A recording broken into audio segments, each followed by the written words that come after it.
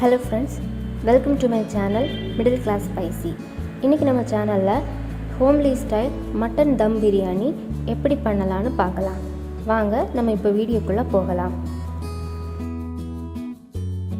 First இந்த டிஷ்ஷுக்கு தேவையான பொருட்களை என்னன்னு பார்த்துடலாம். தக்காளி, பச்சை மிளகாய், பெரிய வெங்காயம், புதினா, கொத்தமல்லி இலை, 2 கப் பாஸ்மதி ரைஸ்,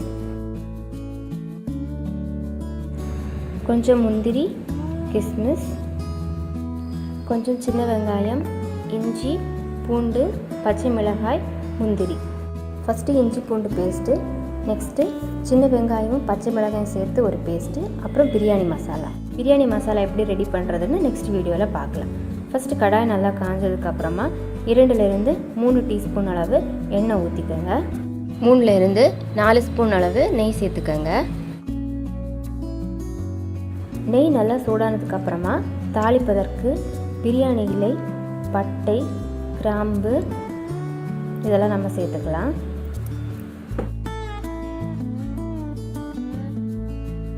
இப்போ நம்ம ஸ்லைஸ் பண்ண பெரிய வெங்காயத்தை ஆட் பண்ணிக்கலாம்.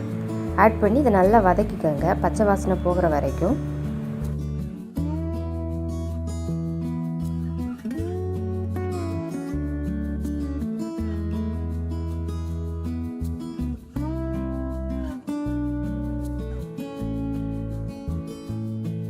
இந்த டிஷ்ஷுக்கு தேவையான உப்பை நம்ம இப்போ ஆட் பண்ணிடலாம்.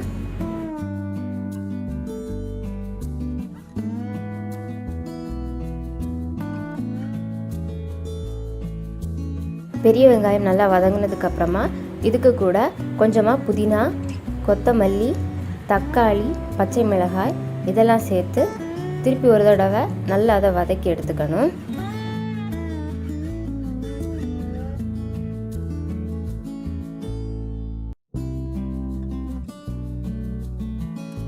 இப்போது பெரிய வெங்காயம், தக்காளி இதெல்லாம் நல்லா வதங்கிருச்சு. இந்த ஸ்டேஜில் நம்ம மசாலாஸ் ஆட் பண்ணிடலாம். அதுக்கு முன்னாடி கொஞ்சம் முந்திரி, கிஸ்மிஸ் நான் ஆட் பண்ணுறேன்.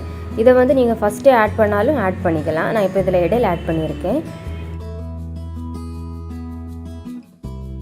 அந்த மிக்சர் கூட நல்லா கிளறி விட்டுக்கோங்க. இப்போ நம்ம பேஸ்ட் ஆட் பண்ணிடலாம். ஃபஸ்ட்டு வந்து சின்ன வெங்காயம், பச்சை மிளகாய் சேர்த்து அரைச்ச அந்த பேஸ்ட் ஆட் பண்ணிக்கலாம்.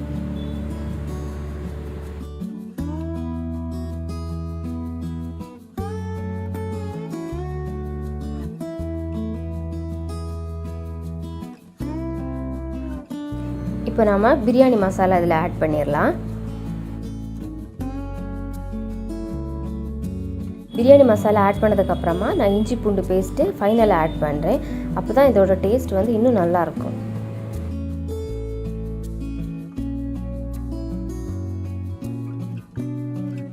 இப்போது சின்ன வெங்காயம், தக்காளி, இஞ்சி பூண்டு பேஸ்ட்லாம் நல்லா வதங்கிருச்சு.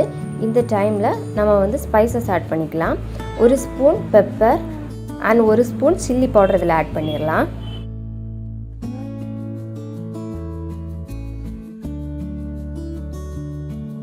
இந்த ஸ்பைசஸை அந்த கிரேவி கூட நல்லா மிக்ஸ் பண்ணி விட்டுருங்க.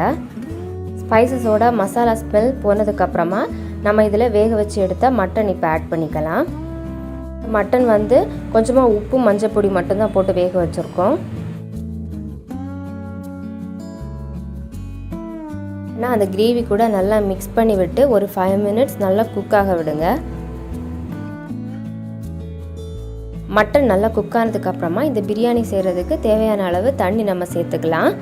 நம்ம 2 கப் பாஸ்மதி ரைஸ் இதில் நம்ம ஆட் பண்ண போகிறோம். அதனால் 4 கப் வாட்டர் இதில் ஆட் பண்ண வேண்டியிருக்கும்.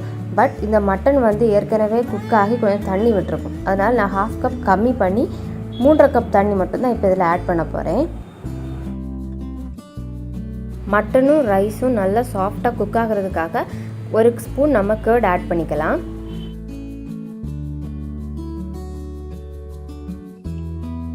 கர்ட் ஆட் பண்ணதுக்கப்புறமா இதில் 1/2 லெமன் ஆட் பண்ணிக்கலாம். இது வந்து ஆப்ஷனல் தான்.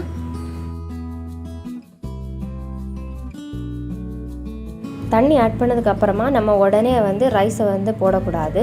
ஒரு 10 மினிட்ஸ் அந்த மசாலா நல்லா குக் ஆனதுக்கப்புறமா நம்ம வந்து பாஸ்மதி ரைஸை வந்து ஆட் பண்ணிக்கலாம்.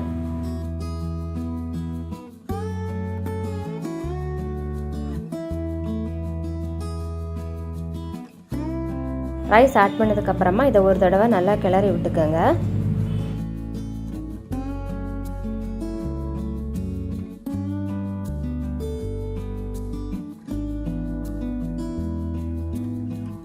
மீடியம் ஃப்ளேமில் வச்சு லிட்டை க்ளோஸ் பண்ணி ஒரு 10 மினிட்ஸ் நல்லா குக் பண்ணிடுங்க. இப்போ ரைஸ் வந்து ஹாஃப் குக் ஆகிடுச்சு. அடி பிடிக்காத மாதிரி ஒரு தடவை அதை நல்லா கிளறி விட்டுக்கோங்க. இனிதான் நம்ம வந்து தம் வைக்க போகிறோம்.